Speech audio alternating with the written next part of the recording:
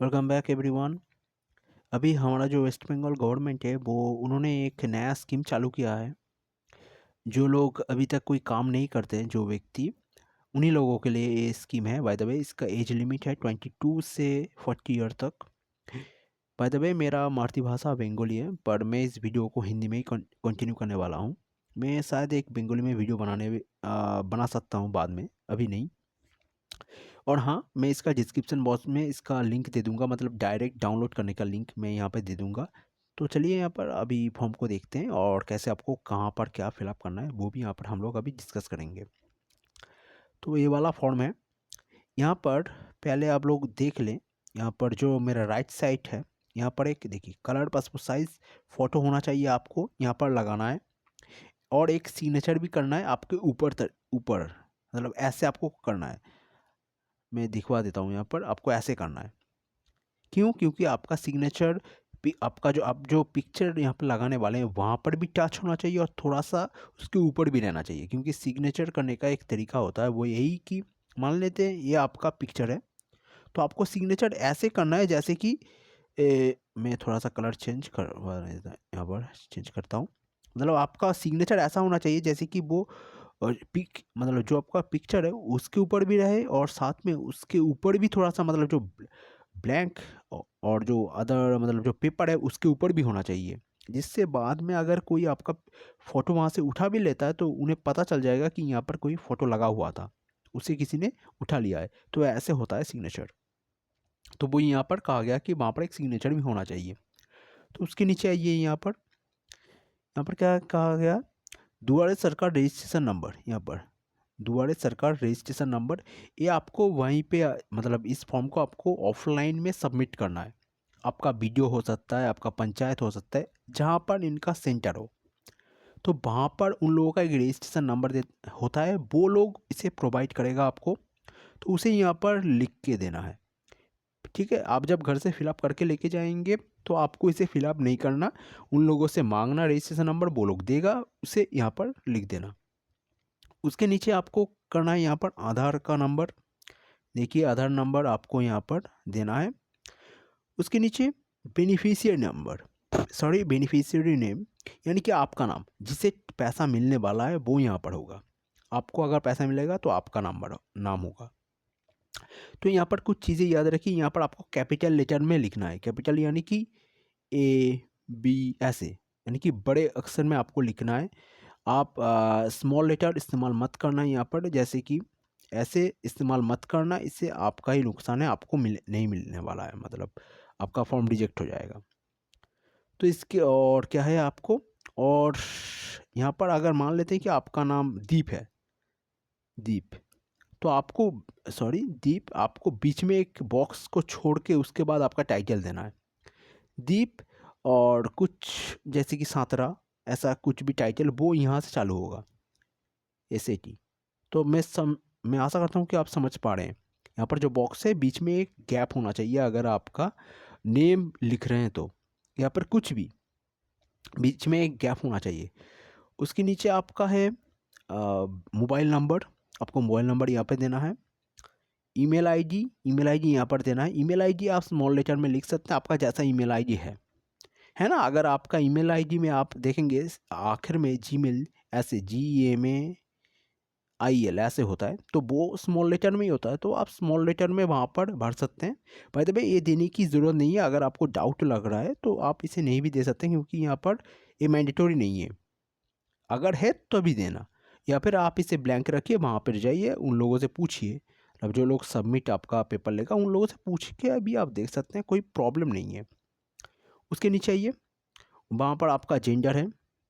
Gender आपको टिक करना है, ठीक है। यहाँ पर जो बॉक्स दिख रहा है आपको, यहाँ पर बॉक्स आपको शायद दिख रहा है यहाँ पर, तो उस बॉक्स में आपको टिक करना है। बस ऐसे लीजिए, ऐसे बॉक्स को टिक कर दीजिए। अब आता है आपका डेट ऑफ बर्थ। यहाँ पर आपका डेट ऑफ बर्थ यहाँ पर दीजिए। उसके बाद आपका एज कितना होता है, आप ये जो तारीख आपको दिख रहा है, इस तारीख के अंदर आपका एज कितना है। अगर आपको डाउट लग रहा है कि आपका एज कितना होना चाहिए, आप एज कैलकुलेटर गूगल में जाकर सर्च कीजिए, वहाँ से आपको आपका ईयर पता चल जाए, और यहाँ पर सिर्फ ईयर देना। अगर 25 है तो 25 है ना, ठीक है, 25 और मान लेते 25 और आपका महीना है 5 महीना, 20 मतलब 25 साल 5 महीना, तो आपको सिर्फ देना है 25 ईयर, 5 महीने की कोई ज़रूरत नहीं है यहाँ पर।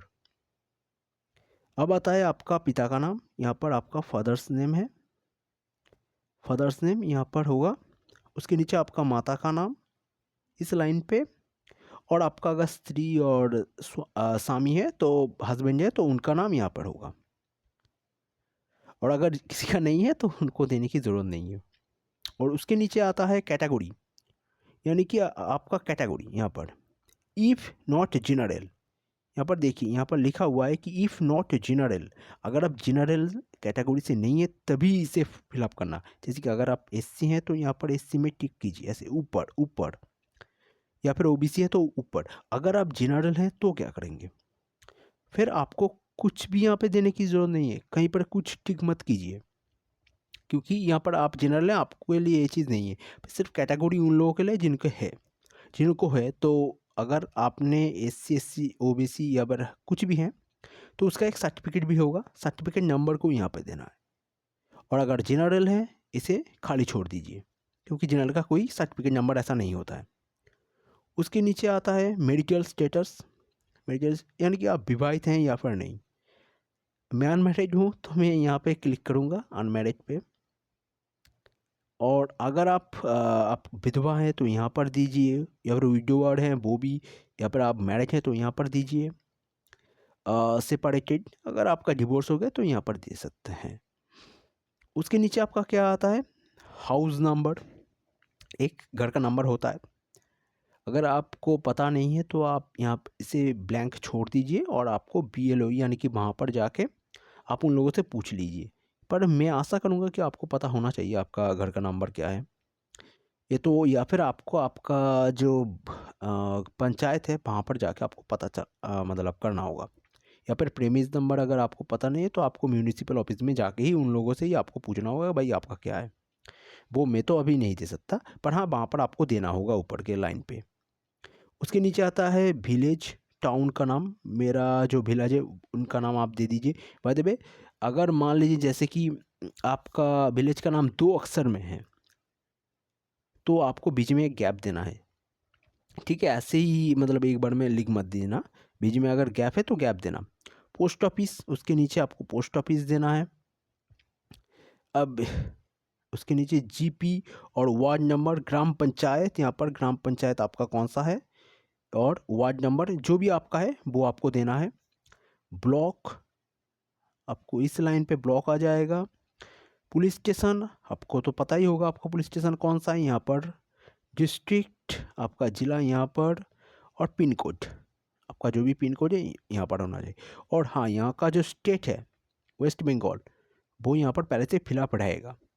और हाँ, हम लोग यही आशा करेंगे कि जो लोग मतलब ये लोग इसीलिए यहाँ पर वेस्ट बंगाल पहले से लिखा हुआ आ रहा है, क्योंकि अगर आप किसी और राज्य से हैं मतलब बिहार झारखंड, तो आप लोग शायद, मुझे ठीक से तो अंदर का बात पता नहीं है, पर शायद आप यहाँ पर अप्लाई नहीं कर पाएंगे। ये सिर्फ स्टेट लेवल में ही है, मतलब पूरा इंडिया ऑल इंडिया बेसिस पे नहीं है। और हाँ, अगर मुझे इस बारे में तो ज़्यादा तो आइडिया नहीं है, पर मुझे जो लगता है वही है। और अगर आपको डाउट लगता है तो आप थोड़ा सा इस बारे में थोड़ा सा जानकारी, मतलब आपके वहाँ पर जो वीडियो या फिर जो भी है वहाँ पर आप जाके से पूछ सकते हैं थोड़ा सा।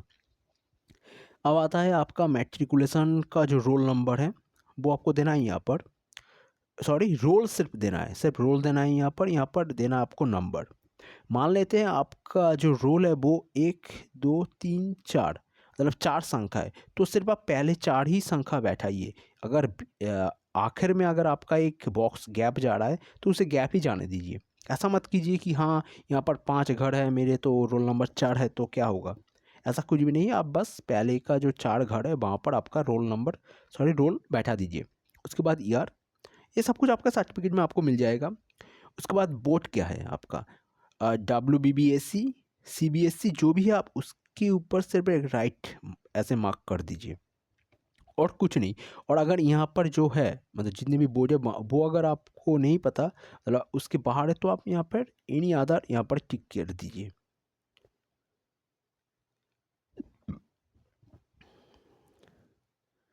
मैं आशा करूँगा यहाँ पर आप मतलब आप यहाँ तक समझ रहे हैं। आप एजुकेशनल यहाँ पर देखिए, एजुकेशनल क्वालिफिकेशन हाईएस्ट आपने कितना तक पढ़ाई किया है। मैं ग्रेजुएट हूँ तो यहाँ पर मैं ग्रेजुएशन लिख दूंगा, ऐसे कैपिटल में लिखिएगा हमेशा। ओके, तो स्मॉल लेटर इस्तेमाल मत करना, वरना आपको फॉर्म को फिर से फिलअप करना होगा।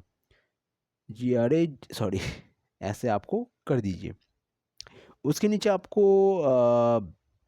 वर्त वर्तमान पेशा, यहाँ पर प्रेजेंट ऑक्यूपेशन, यहाँ पर इसे आप फिलहाल तो ब्लैंक रखिए। आप उन लोगों से थोड़ा पूछिए यहाँ पर क्या बैठाना चाहिए।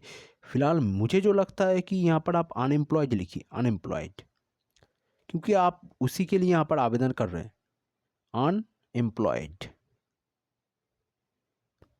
वही लिखना यहाँ पर सही है, पर फिर भी मैं कहूँगा कि आप एक बार उन लोगों से जाके थोड़ा सा बात कीजिए।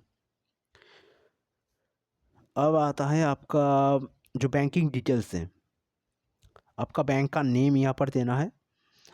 मान लेते कि आपका नाम यूनियन बैंक है, तो आप पहले लिखिए यूनियन, उसके बाद एक घर ऐसे गैप दीजिए, उसके बाद बैंक, ठीक है।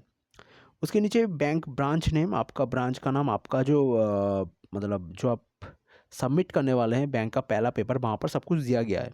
आपको कुछ भी घबराने की ज़रूरत नहीं है, बैंक का ब्रांच का नेम आपको मिल जाएगा वहाँ पर।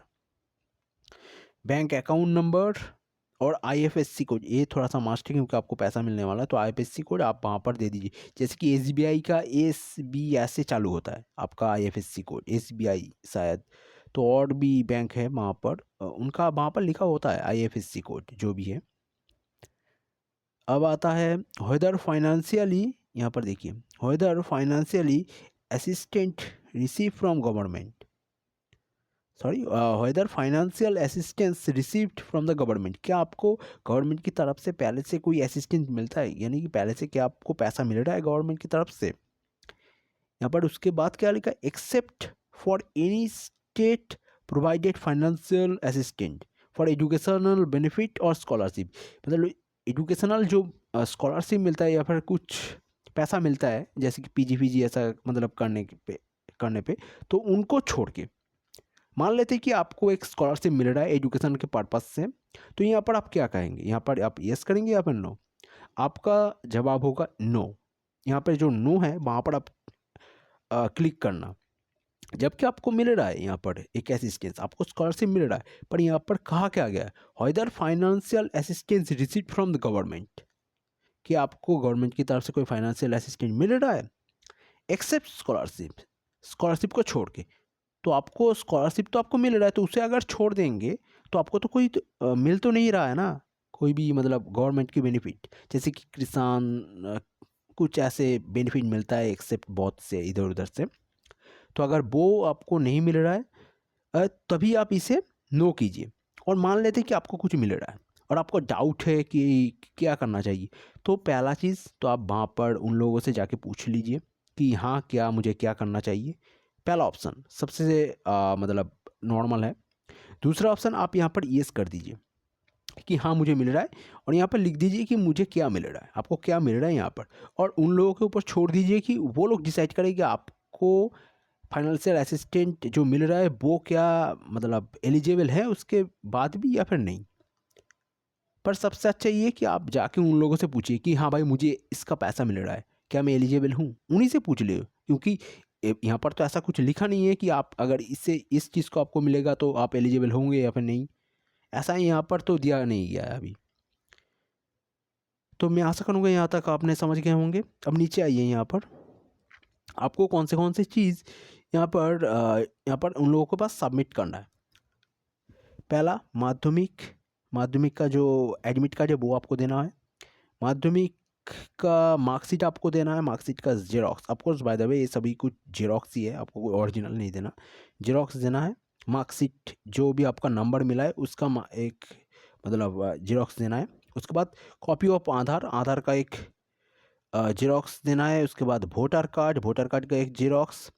First page of bank book, जो भी आपने यहाँ पर फिलअप किया है, आपको ऊपर फिलअप यहाँ पर आपने किया था बैंक का डिटेल्स, उसी का देना। मतलब मान लीजिए कि यहाँ पर आपने फिलअप किया है एसबीआई का, एसबीआई बैंक का यहाँ पर फिलअप किया है, और आप यहाँ पर पासबुक दे रहे हैं एक्सिस बैंक का या फिर कोई IDFC बैंक का, वैसे नहीं चलेगा। जो ऊपर फिलअप किया है जिस बैंक का, उसी का नीचे आपको देना है प्रूफ के हिसाब से। और उसके नीचे है copy of SC ST OBC certificate. अगर आप हैं SC ST OBC तो दीजिए, और अगर आप जनरल तो आपको क्या करना है, कुछ देने की ज़रूरत नहीं है, जैसा है इसे ब्लैंक ही रखिए। और अगर मान लेते कि आपने जैसे ही देने के बाद आपको एक क्लिक करना है यहाँ पर राइट, ऐसे राइट आपको लगाना है, यहाँ पर राइट लगाना है। अब नीचे यहाँ पर आपको डिक्लेरेशन, एक सेल्फ डिक्लेरेशन आपको देना है। और हाँ, आप जो भी डॉक्यूमेंट देंगे वहाँ पर आपको एक साइन करना होगा, आपका एक साइन होना चाहिए वहाँ पर, साइन करके दीजिए। अब नीचे आते हैं, यहाँ पर आपको एक सिग्नेचर करना है। देखिए यहाँ पर एक सिग्नेचर करना है, यहाँ पर एक डेट बैठाना है। पहले से आप सिग्नेचर मत कीजिए, मेरा तो यही मानना है कि आप पहले से सिग्नेचर मत कीजिए, वहाँ पर जाइए उनके सामने ही सिग्नेचर करके उन्हें दे दीजिए, जिससे ये प्रूव हो कि ये आप ही का फॉर्म है, आप ही का सिग्नेचर है। सबसे बेस्ट ऑप्शन यही है। उसके नीचे आइए, यहाँ पर आपको एक नंबर देना है, यहाँ पर दोबारा सरकार रजिस्ट्रेशन नंबर, जो कि वही लोग प्रोवाइड करेंगे, उन्हीं लोगों के पास है रजिस्ट्रेशन नंबर, आपको वो लोगों से लेना है और यहाँ पर भर्ती करवा देना। उसके बाद डिक्लेरेशन, यहाँ पर आपको क्या लिखना है, आई कॉमा यहाँ पर आपका नेम, जैसे कि नेम मेरा नाम है परासर, तो मैं यहाँ पर परासर ऐसे लिख दूंगा। उसके बाद सन डॉटर वाइफ, यहाँ पर कुछ लोग, मतलब मैं देख रहा था कुछ वीडियो में, वहाँ पर ये बता रहा है कि डॉटर, मान लेते कि आप सन है, जैसे कि मैं सन हूँ उनका, तो मैं यहाँ पर डॉटर और वाइफ को काट दूंगा। सन ऑफ मेरा पिता का नाम, यहाँ पर मेरा पिता का नाम जो भी है वो यहाँ पर मैं यही कहूँगा कि आप इसे पहले मत करिए, इस चीज़ को वहाँ पे जाके उन लोगों से पूछो, मतलब उन लोगों के सामने ही काट दो। यहाँ पर आप अपना नाम दीजिए, यहाँ पर आपका पिता का नाम दे दीजिए, फिर आपका नाम, आपका पिता का नाम, या फिर आपका माता का नाम जो भी है। Have submitted dash application number, यहाँ पर आपका एक एप्लीकेशन नंबर होगा, वो भी आपको चिंता करने की ज़रूरत नहीं है। एप्लीकेशन नंबर यहाँ पर वही लोग यहाँ पे दे देगा एप्लीकेशन नंबर। आप अपना मोबाइल नंबर और आधार का जो नंबर है वो दो चीज़ आप दे दीजिए। यहाँ पर रिसीवर्स डेट, आप उन्हीं के सामने ये डेट भर दीजिए यहाँ पर, और हो जाएगा ये चीज़। सॉरी, यहाँ पर जो रिसीवर्स ऑन डेट, ये वहाँ पर ही जाके आप भरिए, आप खुद से पहले मत कीजिए, क्योंकि जब होगा, क्योंकि ये जो एक्नॉलेज है ये आपको शायद बाद में वो लोग यहाँ पर कट करके आपको दे दिया जाएगा। और नीचे होगा signature of received official with seal, यहाँ पे जो लोग वहाँ पे आपका ये चीज़ सबमिट करेगा वही लोग इसे भरेगा, यानी कि उन्हीं का सिग्नेचर होगा यहाँ पर, आपका नहीं है। तो चिंता मत कीजिए। मैं आशा करूँगा कि मैं समझा पाया आप लोगों को क्या क्या चल रहा है यहाँ पर। फिर भी अगर कोई सवाल है तो आप कमेंट में कीजिए, और मैं इसका डायरेक्ट लिंक, जैसे मैंने कहा था कि मैं यहाँ पर आपको दे दूँगा, डायरेक्ट आपको यहाँ से आप वहाँ पर चले जाइए और डाउनलोड कर लीजिए इसे। चिंता करने की कोई बात नहीं है।